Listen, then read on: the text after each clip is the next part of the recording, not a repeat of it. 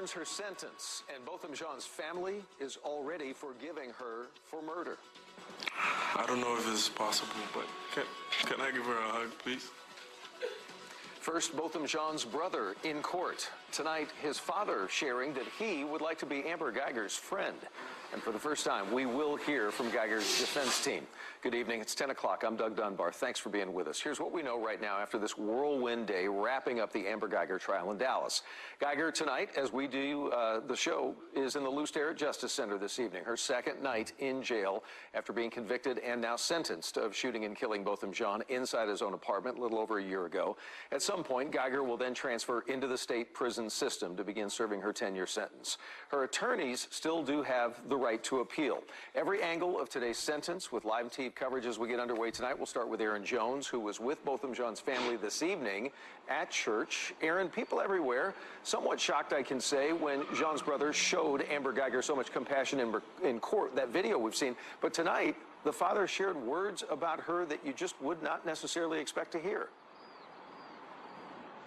That's right, Doug. A forgiving spirit was shown once again. Tonight we heard from both of Jean's parents. They were seated front and center here in the church where Jean liked to sit during Sunday services. This was his church.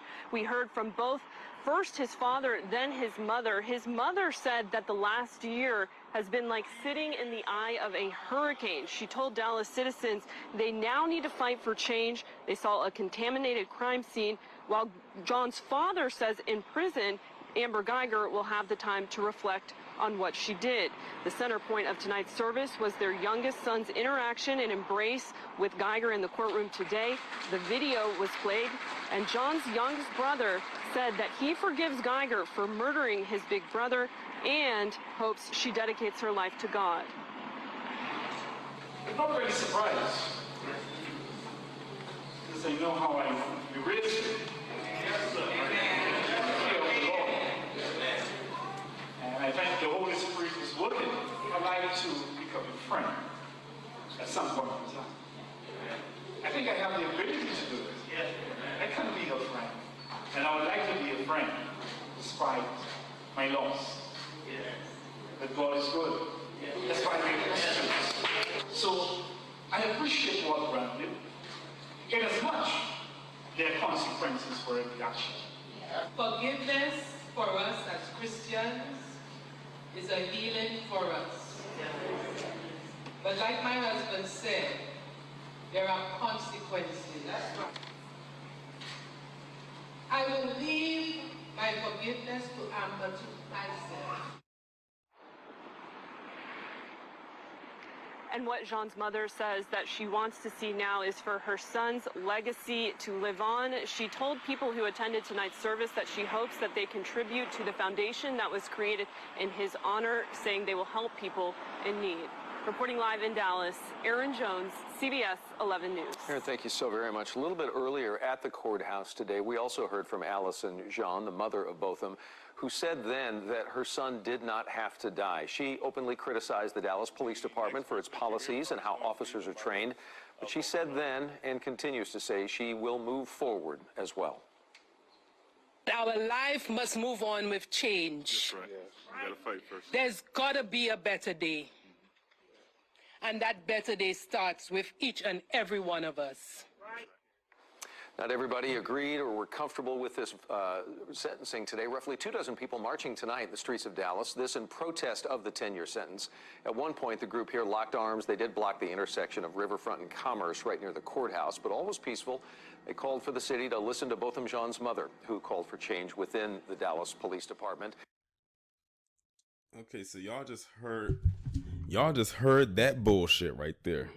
I swear to God, I think Botham Jean's entire family must have not liked or loved him, because you had the mother last year forgive Amber, then you had the brother get up on the stand and pull that shuck and jive move, and then you have now the dad saying, I'd like to be her friend.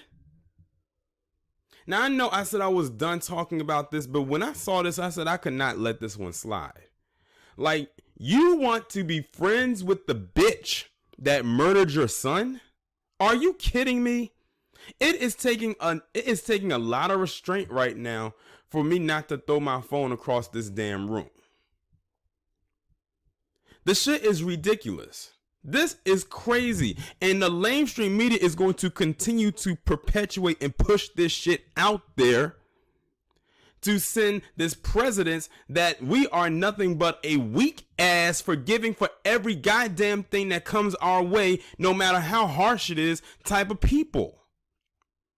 And it doesn't even matter if you fall into ADOS or non-ADOS. They're going to lump us all into that category, even if we are not the ones that are that aren't the forgiving type. First off, I have to want to forgive you for something. I don't just jump out the window and forgive you. Like if you was to steal something from me, like break into my house and steal something from me, I couldn't forgive you just off the strength of that, because you came onto my property unannounced. And much more, if you murdered someone close to me, I would never forgive you for that.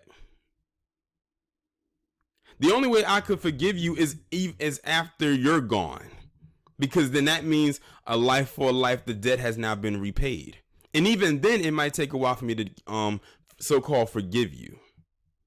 And it's crazy because I put a post up on my Facebook page after I found out about this, and now I have people coming to my page telling me that you should not harbor all this stuff. You can't forgive. Fuck all of that. I'm sick of this weak shit. And you should be too. I'll never forget, there was a story that came out years ago where you had these white boys came over to this black boy's house to try to jump him because the girl that the white boy liked the black boy better. And then the father came out with a gun and shot the ringleader of that group that was trying to jump his son. They arrested the father because they had to. It went to trial. They found the father not guilty because technically they were trespassing on his property. The family of the boy who was deceased that he killed were there mad as hell. Not one time did that white family say that they forgave that father for killing their son, even though their son was a fucking menace. But it's only us. With the Dylan Roof situation, they immediately came out and forgave him right after he slaughtered their family members. And guess where it was? In the goddamn church. And what did the mother say right here? As Christians, we have to forgive. That's why I do not subscribe to that goddamn ideology anymore. I'm so glad that I have personally broken the mental chains from that bullshit. And not enough people who look like myself have done it. And it's driving me fucking crazy. I told myself I would not get riled up behind this, but this shit is hard not to. It is hard not to. It is so goddamn frustrating. I was on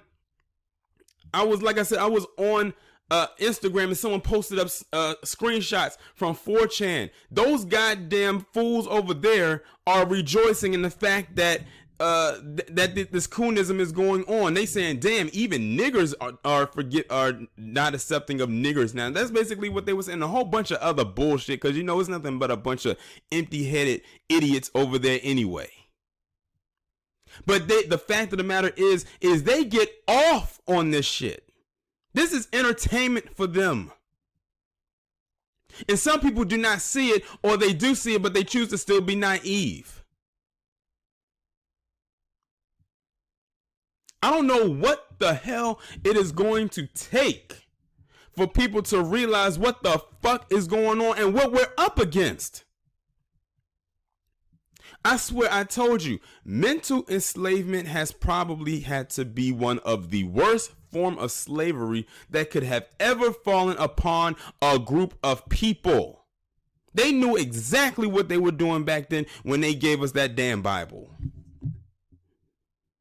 And the thing is, some people can interpret it the way it should be, but then you have others like Botham Jean's family who have literally taken the bastardized version of it, and they will forgive for any damn thing.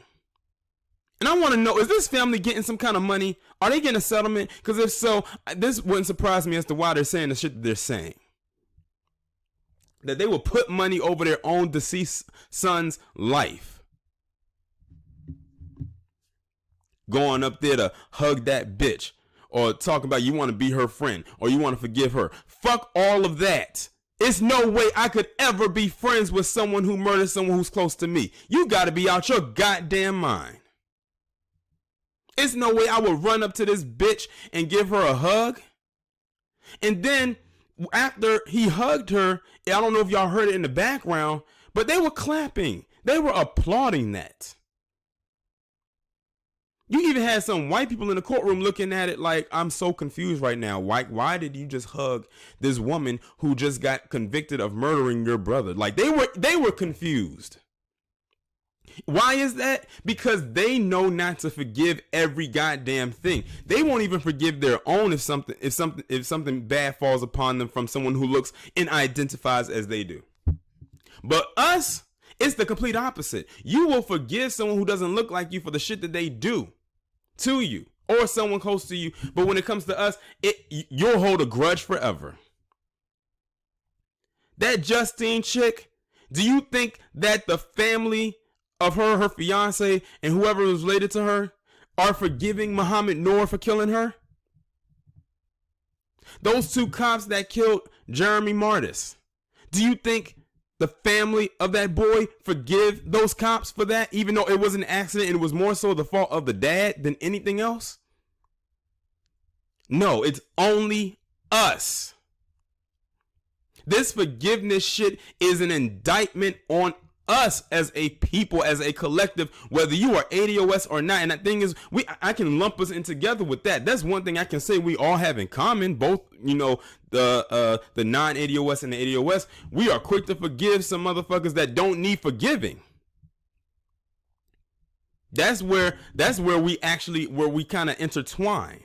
If there's a line in the sand and there's a division anywhere else, but right there is where we have strong parallel comparisons.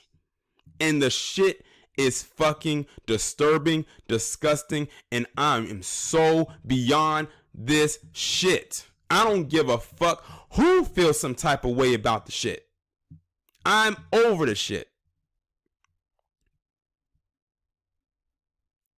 I swear, on a global scale, we are the only group of people that do this. I have yet to see any other group of people have done this yet.